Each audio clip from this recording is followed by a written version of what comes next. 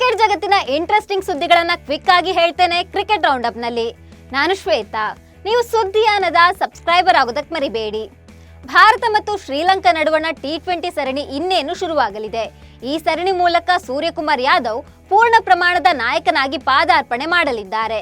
ಸುದ್ದಿಗೋಷ್ಠಿಯಲ್ಲಿ ಕಾಣಿಸಿಕೊಂಡ ಸೂರ್ಯಕುಮಾರ್ ರೋಹಿತ್ ಶರ್ಮಾ ಅವರ ಪರಂಪರೆಯನ್ನು ಮುಂದುವರಿಸುವ ವಿಶ್ವಾಸ ವ್ಯಕ್ತಪಡಿಸಿದ್ದಾರೆ. ರೋಹಿತ್ ಶರ್ಮಾ ನಾಯಕತ್ವದಲ್ಲಿ ಟೀಂ ಇಂಡಿಯಾ ಆಡಿದ ಆಕ್ರಮಣಕಾರಿ ಬ್ರ್ಯಾಂಡ್ ಕ್ರಿಕೆಟ್ ಅನ್ನ ನಾವು ಕೂಡ ಮುಂದುವರಿಸುತ್ತೇವೆ. ಇಲ್ಲಿ ಬದಲಾಗಿರೋದು ರೈಲಿನ ಇಂಜಿನ್ ಮಾತ್ರ, ಬೋಗಿಗಳು ಹಾಗೆಯೇ ಉಳಿದಿವೆ. ಹಾಗಾಗಿ ಹಳೆಯ ರೈಲೇ ಚಲಿಸಲಿದೆ ಅಂತ ಸೂರ್ಯಕುಮಾರ್ ಯಾದವ್ ಹೇಳಿದ್ದಾರೆ. ಕ್ಯಾಪ್ಟನ್ಸಿ ಕೈತಪ್ಪಿದ ಸಿಟ್ಟು ಇನ್ನೇನು, ಹಾರ್ದಿಕ್ ಪಾಂಡ್ಯ ಕಿರಿಕ್ ನೆಟ್ನಲ್ಲೂ ಮುಂದುವರೆದಿದೆ. ಈಗಾಗಲೇ ಟೀಂ ಇಂಡಿಯಾ ಆಟಗಾರರು ಪಲ್ಲೆಕೇಲೆ ಸ್ಟೇಡಿಯಂನಲ್ಲಿ ಪ್ರಾಕ್ಟೀಸ್ ಶುರು ಮಾಡಿದ್ದಾರೆ. ಹೊಸ ಕೋಚ್ ಗೌತಮ್ ಗಂಭೀರ್ ಎಲ್ಲರಿಗೂ ಗೈಡ್ ಮಾಡಿದ್ದಾರೆ. ಈ ಮಧ್ಯೆ ಪ್ರಾಕ್ಟೀಸ್ ವೇಳೆ ಸ್ಟಾರ್ ಆಲ್ರೌಂಡರ್ ಹಾರ್ದಿಕ್ ಪಾಂಡ್ಯ ಹೊಸ ಸಹಾಯಕ ಕೋಚ್ ಅಭಿಷೇಕ್ ನಾಯರ್ ಜೊತೆ ಜಗಳ ಮಾಡಿದ್ದಾರೆ. ಇದು ಸಹ ಆಟಗಾರರಿಗೂ ಕಿರಿಕಿರಿ ತಂದಿದೆ ಎನ್ನಲಾಗ್ತಿದೆ. ಏಷ್ಯಾ ಕಪ್ ಮೊದಲ ಸೆಮಿಫೈನಲ್ ಪಂದ್ಯದಲ್ಲಿ ಹರ್ಮನ್ ಪ್ರೀತ್ ಕೌರ್ ನಾಯಕತ್ವದ ಭಾರತ ಮಹಿಳಾ ತಂಡ ಬಾಂಗ್ಲಾದೇಶ ತಂಡವನ್ನ ಬರೋಬ್ಬರಿ 10 ವಿಕೆಟ್ಗಳಿಂದ ಮಣಿಸಿ ಅಜೇಯ ತಂಡವಾಗಿ ಫೈನಲ್ ಪ್ರವೇಶಿಸಿದೆ. ಲೀಗ್ ಸುತ್ತಿನಲ್ಲಿ ಆಡಿದ 3 ಪಂದ್ಯಗಳನ್ನು ಗೆದ್ದು ಸೆಮಿಫೈನಲ್ಗೆ ಲಗ್ಗೆ ಇಟ್ಟಿದ್ದ ಟೀಂ ಇಂಡಿಯಾ ಇದೀಗ ಸೆಮಿಫೈನಲ್ ಪಂದ್ಯದಲ್ಲೂ ಬಾಂಗ್ಲಾ ತಂಡವನ್ನು ಸುಲಭವಾಗಿ ಮಣಿಸಿ ಫೈನಲ್ಗೇರಿದೆ. ಜುಲೈ 28ರಂದು ಫೈನಲ್ ಪಂದ್ಯ ನಡೆಯಲಿದೆ. ಸೆಮಿಫೈನಲ್ ಪಂದ್ಯದಲ್ಲಿ ಟಾಸ್ ಗೆದ್ದು ಮೊದಲು ಬ್ಯಾಟಿಂಗ್ ಮಾಡಿದ ಬಾಂಗ್ಲಾದೇಶ ತಂಡ 80 ರನ್ಗಳನ್ನಷ್ಟೇ ಕಲೆ ಹಾಕಿತು. ಗುರಿ ಬೆನ್ನಟ್ಟಿದ ಭಾರತ ತಂಡದ ಪರ ಶೆಫಾಲಿ 26 ರನ್ ಹಾಗೂ ಸ್ಮೃತಿ ಮಂದಾನ 55 ರನ್ ಮೂಲಕ 11 ಓವರ್ಗಳಲ್ಲಿ ಯಾವುದೇ ವಿಕೆಟ್ ನಷ್ಟವಿಲ್ಲದೆ 83 ರನ್ ಕಲೆ ಹಾಕಿದ್ರು. ಇನ್ನು ಈ ಪಂದ್ಯದಲ್ಲಿ ಅಜೇಯ 55 ರನ್ಗಳ ಸ್ಫೋಟಕ ಇನ್ನಿಂಗ್ಸ್ ಕಟ್ಟಿದ ಸ್ಮೃತಿ ಮಂದಾನ T20 ಕ್ರಿಕೆಟ್ನಲ್ಲಿ ಅತಿ ಹೆಚ್ಚು ರನ್ ಗಳಿಸಿದ ಭಾರತೀಯ ಮಹಿಳಾ ಆಟಗಾರ್ತಿ ಎಂಬ ಹೆಗ್ಗಳಿಕೆಗೆ ಪಾತ್ರರಾಗಿದ್ದಾರೆ. ಶ್ರೀಲಂಕಾ ಹಾಗೂ ಪಾಕಿಸ್ತಾನ ಮಹಿಳಾ ತಂಡಗಳ ನಡುವಿನ 2ನೇ ಸೆಮಿಫೈನಲ್ ಪಂದ್ಯದಲ್ಲಿ ಶ್ರೀಲಂಕಾ ಮಹಿಳಾ ತಂಡ ಪಾಕಿಸ್ತಾನ ತಂಡವನ್ನ 3 ವಿಕೆಟ್ಗಳಿಂದ ಮಣಿಸಿ ಏಷ್ಯಾ ಕಪ್ ಫೈನಲ್ ಪ್ರವೇಶಿಸಿದೆ.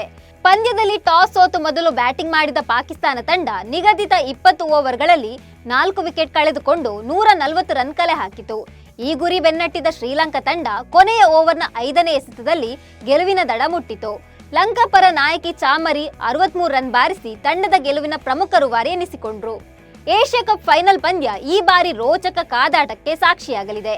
ಸೆಮಿಫೈನಲ್ ಗೆದ್ದಿರುವ ಶ್ರೀಲಂಕಾ ತಂಡ ಭಾನುವಾರ ನಡೆಯಲಿರುವ ಫೈನಲ್ ಪಂದ್ಯದಲ್ಲಿ ಭಾರತ ತಂಡವನ್ನು ಎದುರಿಸಲಿದೆ. ಭಾರತದ ವನಿತೆಯರು ಈ ಬಾರಿ ಏಷ್ಯಾ ಕಪ್ ಟೂರ್ನಿಯಲ್ಲಿ ಅಜೇಯ ತಂಡವಾಗಿ ಫೈನಲ್ಗೆ ಪ್ರವೇಶಿಸಿದ್ದಾರೆ. ಟೀಂ ಇಂಡಿಯಾ ವನಿತೆಯರ ಟೀಂ ಬಲಿಷ್ಠವಾಗಿದ್ದು ಲಂಕಾ ಮಹಿಳೆಯರ ತಂಡ ಕೂಡ ಸ್ಟ್ರಾಂಗ್ ಆಗಿಯೇ ಇದೆ. ಹೀಗಾಗಿ ಈ ಬಾರಿ ಫೈನಲ್ ಕದನ ರೋಚಕ ಸೆಣಸಾಟಕ್ಕೆ ಸಾಕ್ಷಿಯಾಗಲಿದೆ. ಸಿಂಹಳಿಯರ ಎದುರು ತೊಡೆತಟ್ಟಲು ಹೆಮ್ಮೆಯ ಕನ್ನಡಿಗ KL ರಾಹುಲ್ ರೆಡಿಯಾಗಿದ್ದಾರೆ. ಕಳೆದ 2 ತಿಂಗಳಿನಿಂದ ಮೈದಾನದಿಂದ ದೂರ ಉಳಿದಿದ್ದ KL ರಾಹುಲ್ ಮತ್ತೆ ಮೈದಾನಕ್ಕಿಳಿದಿದ್ದಾರೆ. ನೆಟ್ಸ್ನಲ್ಲಿ ಭರ್ಜರಿ ಸಮರಾಭ್ಯಾಸ ನಡೆಸಿದ್ದಾರೆ. ಲಂಕಾ ಬೇಟೆಗೆ ಸಿದ್ಧವಾಗಿರೋ ರಾಹುಲ್ ಬ್ಯಾಟಿಂಗ್ ನಲ್ಲೇ ಅಬ್ಬರ ತೋರಿದ್ದಾರೆ. ಕ್ಲಾಸಿಕ್ ಆಟದಿಂದಲೇ ಹೆಸರುವಾಸಿಯಾಗಿರೋ ರಾಹುಲ್ ಇಲ್ಲಿ ಅಗ್ರೆಸಿವ್ ಅವತಾರ ಎತ್ತಿದ್ದಾರೆ.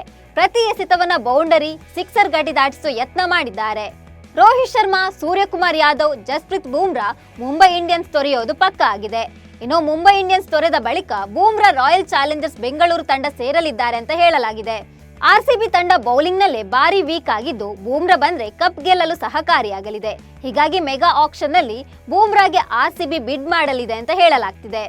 ಇನ್ನು RCB ತಂಡವು ವಿರಾಟ್ ಕೊಹ್ಲಿ ಹೊರತುಪಡಿಸಿ ಮತ್ಯಾರನ್ನ ರೀಟೈನ್ ಮಾಡಿಕೊಳ್ಳಲಿದೆ ಅಂತ ಇದುವರೆಗೂ ಸ್ಪಷ್ಟನೆ ನೀಡಿಲ್ಲ. ರೀಟೈನ್ ಲಿಸ್ಟ್ ನಲ್ಲಿ ಕೊಹ್ಲಿ ಜೊತೆಗೆ ಸಿರಾಜ್ ಹೆಸರು ಕೂಡ ಸೇರಿಕೊಂಡಿದೆ. ಹೀಗಾಗಿ ಗ್ಲೆನ್ ಮ್ಯಾಕ್ಸ್ವೆಲ್ ಅವರನ್ನ ರೀಟೈನ್ ಮಾಡಿಕೊಳ್ಳೋದು ಡೌಟ್ ಎಂದು RCB ಮೂಲಗಳು ತಿಳಿಸಿವೆ. ಕಳೆದ ಲೀಗ್ನಲ್ಲಿ ಮ್ಯಾಕ್ಸ್ವೆಲ್ ಕಳಪೆ ಪ್ರದರ್ಶನ ನೀಡಿದ್ರು. ಹೀಗಾಗಿ ಮ್ಯಾಕ್ಸಿ ಈ ಬಾರಿ RCBಯಿಂದ ಔಟ್ ಆಗೋದು ಗ್ಯಾರಂಟಿ ಎನ್ನಲಾಗ್ತಿದೆ. ಕರ್ನಾಟಕ ಸ್ಟೇಟ್ ಕ್ರಿಕೆಟ್ ಅಸೋಸಿಯೇಷನ್ ಆಯೋಜಿಸಿರುವ ಮಹಾರಾಜ ಟ್ರೋಫಿ T20 ಟೂರ್ನಿಯ 3ನೇ ಸೀಸನ್ಗಾಗಿ ತಂಡಗಳನ್ನು ಪ್ರಕಟಿಸಲಾಗಿದೆ. ಈ ಬಾರಿ ಕೂಡ ಒಟ್ಟು 6 ತಂಡಗಳು ಕಣಕ್ಕಿಳಿಯಲಿವೆ. ಮಿನಿ ಹರಾಜಿನ ಬಳಿಕ ಎಲ್ಲಾ ಫ್ರಾಂಚೈಸಿಗಳು ತಂಡಗಳನ್ನು ಘೋಷಿಸಿದ್ದು ಬೆಂಗಳೂರು ಬ್ಲಾಸ್ಟರ್ಸ್ ಟೀಮ್ನ ನಾಯಕರಾಗಿ ಮಯಾಂಕ್ ಅಗರ್ವಾಲ್ ಕಣಕ್ಕಿಳಿಯಲಿದ್ದಾರೆ ಹಾಗೂ ಹುಬ್ಬಳ್ಳಿ ಟೈಗರ್ಸ್ ಟೀಮ್ನ ನಾಯಕನಾಗಿ ಮನೀಶ್ ಪಾಂಡೆ ಕಣಕ್ಕಿಳಿಯಲಿದ್ದಾರೆ. ಇವಿಷ್ಟು ಇವತ್ತಿನ ಕ್ರಿಕೆಟ್ ರೌಂಡ್ ಅಪ್ ಸುದ್ದಿಗಳು. ನಮಸ್ಕಾರ.